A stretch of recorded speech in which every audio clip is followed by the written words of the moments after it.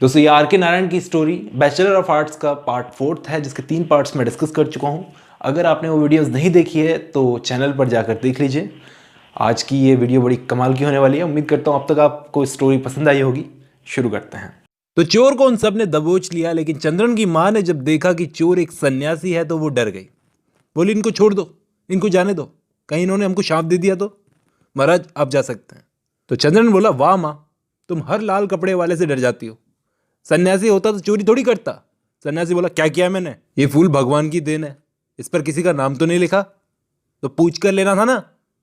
अब आप सब सोए रहते हैं सुबह सुबह, मैं किसी को परेशान नहीं करना चाहता। मेरी पूजा सुबह सूरज निकलने से पहले होती है, इसलिए सुबह यहाँ से चोरी करके लेके जाता हूँ। अरे अरे महाराज, ये तो बच्चा है, ऐसे माफ कर दीजिए। जितने फूल चाहिए आप ले जाइए। एक सच्ची पूजा करने वाले को फूल मिले, इससे बड़ी बात क्या हो सकती है। चंद्रन की माँ ने सन्यासी से ऐसा कहा और सन्यासी वहां से चला गया। और चंद्रन के पिताजी ने कहा चंद्रन को कि चाबी ले जा, दरवाजा खोल दे, कैसे जाएंगे बाहर, कैसे जाएंगे। चंद्रन बोला कूद के आए थे, कूद के जाएंगे। अब नवंबर से मार्च तक चंद्रन बहुत ही बिजी रहने लगा। सुबह 4 बजे वो उठता और रात को 11 बजे बिस्तर पर लौटता।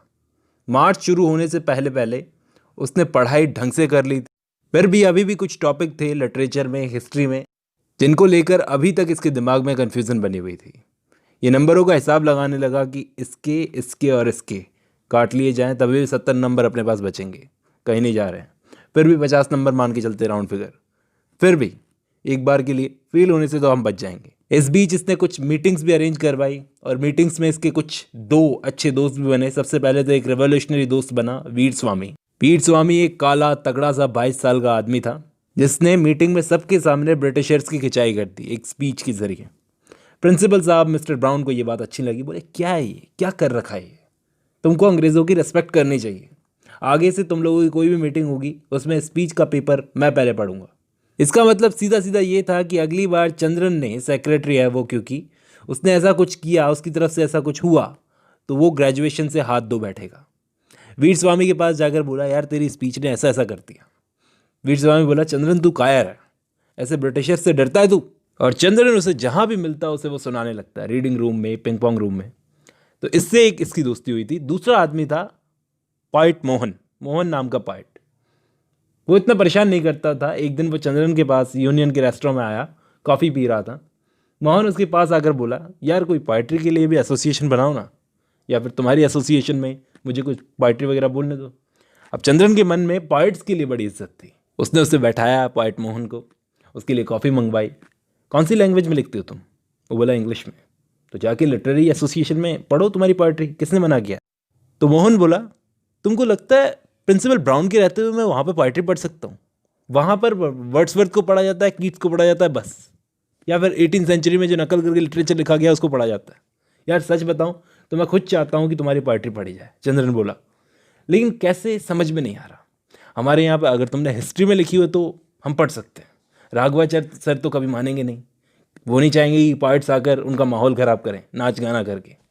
लेकिन चंद्रन की मोहन से दोस्ती हो गई थी। फ्री टाइम में वो उसकी पोइट्री सुनता था, बहुत पोइट्री सुनता था। बोले यार तू लिखता बहुत अच्छा है, तू न्यूज़पेपर में छपवा। अरे कोई नहीं छापता, न जाने कहाँ कहाँ गया हूँ, बहुत खर्चा हो गया मेरा। अमेरिका गया हूँ, कनाडा गया हूँ, साउथ अफ्रीका गया हूँ, ऑस्ट्रेलिया गया हूँ, और अपने देश में भी छपाने की कोशिश की है। लेकिन एक ना एक दिन समझदार छापने वाला मिलेगा मुझे, पब्लिशर, जो छपाएगा मेरी पोइट्री को। तो चंद्रन बोला चिंता मत कर दोस्त, तू बहुत जल्दी फेमस होने वाला है। इसके बाद चंद्रन ने मार्च के महीने में कॉलेज ख़त्म कर लिया। अब एग्ज़ाम के टाइम पर उसका कुछ पाउंड वेट कम भी हो गया था, और एंड में जब उसका कॉलेज ख़त्म हो रहा था वो थोड़ा इमोशनल भी हो गया, क्योंकि पिछले 4 साल इसने इसी कॉलेज में गुजारे थे और अब इसे छोड़ना होगा। 15 दिन बाद यहीं पर वो एग्ज़ाम्स देने आएगा, फिर इसे छोड़कर दुनिया में कदम रखेगा, फिर ये यहाँ पर कभी लौट कर नहीं आएगा। वो बहुत इमोशनल हो गया। अब ये कहानी जंप करके कुछ महीनों आगे जाती है। चंद्रन अब ग्रेजुएट हो गया है, 6 महीने हो गए ग्रेजुएट हुए इसको। रिश्तेदारों ने फ्री का ज्ञान देना शुरू कर दिया कि क्या करना है, कैसे करना है। ये कहीं भी जाता लोगों के मुंह पर बस एक ही सवाल रहता, क्यों भाई आगे का क्या सोचा है?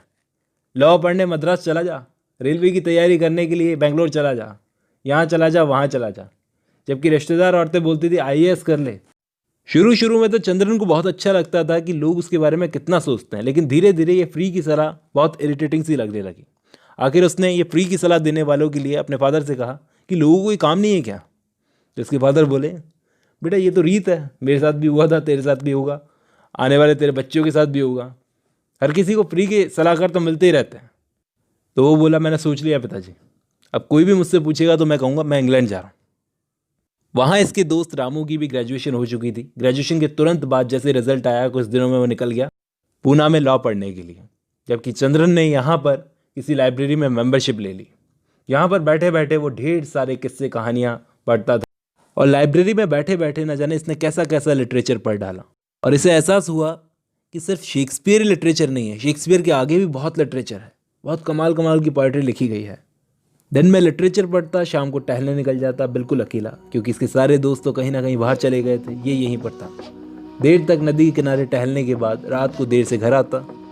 जल्दी ही उसे शांति भरा जीवन पसंद आने लगा और रोज कोई नई चीज़ पढ़ता था। फिर एक दिन नदी के किनारे घूमते घूमते उसने एक लड़की को देखा। उस शाम वो नदी के किनारे घूम रहा था, उसे लगभग 15 साल की एक लड़की दिखाई दी जो अपनी छोटी बहन के साथ रेत पर खेल रही थी। यूं तो उसने बहुत सारी लड़कियों को यहाँ इसी जगह पर टहलते हुए देखा था, लेकिन इस लड़की में कुछ ऐसा खास इसको दिखाई दिया जिसमें इसका जबरदस्त इंटरेस्ट पैदा हो गया।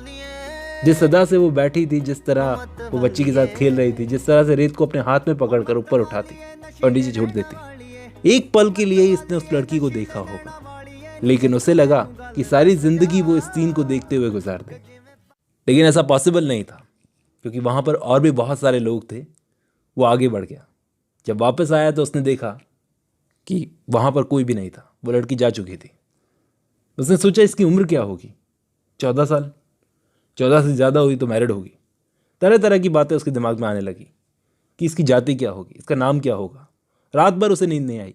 किताबें अब उसे बोरिंग लगने लगी थी। जिन किताबों को पढ़कर अभी तक इसे बहुत मज़ा आ रहा था, वही किताबें बोरिंग लगने लगी थी। फिर उन्हीं किताबों को बंद करके ये सोचने लगा कि अगर ये दूसरी जाति की हुई तो। फिर ये बोलने लगा, भारत को अगर प्रोग्रेस करनी है तो ये जात पात से ऊपर उठना पड़ेगा। उसने तय किया कि लड़की चाहे जिस भी जात की हो, ये उससे शादी करके रहेगा, मिसाल कायम करेगा। अगले दिन बढ़िया से शेव करके, कंघी से बाल बना बना के, शाम को चॉकलेटी रंग का कोट पहनकर 5 बजे रेत के पास पहुंच गया, जहां पर कल उसे वो लड़की दिखी थी। 2 घंटे तक वो इंतज़ार करता रहा, लेकिन वो नहीं आई। नदी की तरफ साड़ी पहने किसी भी लड़की को आते जाते देखता, दिल की धड़कन इसकी तेज हो जाती। लेकिन आखिर पूरे दिन इंतजार करने के बावजूद वो लड़की नहीं आई तो इसका दिल डूब गया। दूसरे दिन भी ऐसा ही हुआ। रात भर ये बिस्तर पर छटपटाता रहा। उसके मुंह से बस एक ही चीज निकलती, लक्ष्मी लक्ष्मी लक्ष्मी। मैं आपको बता दूं, ये लक्ष्मी नाम इसने खुद ही उस लड़की को दे दिया था। और आखिर बहुत देर छटपटाने के बाद रात को 2 बजे 3 बजे के आसपास इसने समझ ही लिया था कि लक्ष्मी अब कभी नहीं आएगी। क्या वो पागल की तरह कर रहा था। एक पल के लिए लड़की आई और ये पागल हो गया। सुबह उठा तो इसका चेहरा बिल्कुल उजड़ा हुआ। माँ ने पूछा, तबीयत तो ठीक है ना? बोला, हाँ, सिर में थोड़ा सा दर्द है बस। इधर आ, देखा, तू ऐसा कर, आज घर में ही आराम कर। दिन भर वो अपने कमरे में बना रहा। कुछ देर पिताजी से बात हुई। पिताजी से पूछने लगा कि कहाँ जाऊँ, मद्रास जाऊँ कि बेंगलोर जाऊँ, कहीं बाहर जाना है। मद्रास में गर्मी है, बेंगलोर में चाची है, शो ऑफ की दुकान, तो कहीं नहीं जाना, अपने घर में ही बने रहते। दिन भर घर में खटिया में पड़े रहने के बाद छोटा भाई सीनू आकर बोला, क्या हुआ भाई, तबीयत ठीक नहीं है क्या? छोड़ना, तू ये बता तेरे स्कूल में क्या हुआ आज? फिर इसके बाद उसने स्कूल की बात बताई। आखिर बिस्तर पर पड़े रहना इससे बर्दाश्त नहीं हुआ। इसने अपना कोट पहना और घूमने बाहर निकल गया। लेकिन ये नदी किनारे नहीं गया, बल्कि ट्रंक रोड पर गया। वहाँ पर टहलता रहा 1 मील तक। फिर इसके बाद लॉली स्टेशन गया। फिर मार्केट रोड से नॉर्थ स्ट्रीट से होता हुआ सीधा नदी के किनारे पहुंचा। अंधेरा बहुत हो चुका था और सारे लोग घर जा चुके थे। और उस शाम नदी के किनारे इसे फिर से वो दिखाई पड़ी, हरी साड़ी पहने अपनी बहन के साथ खेल रही।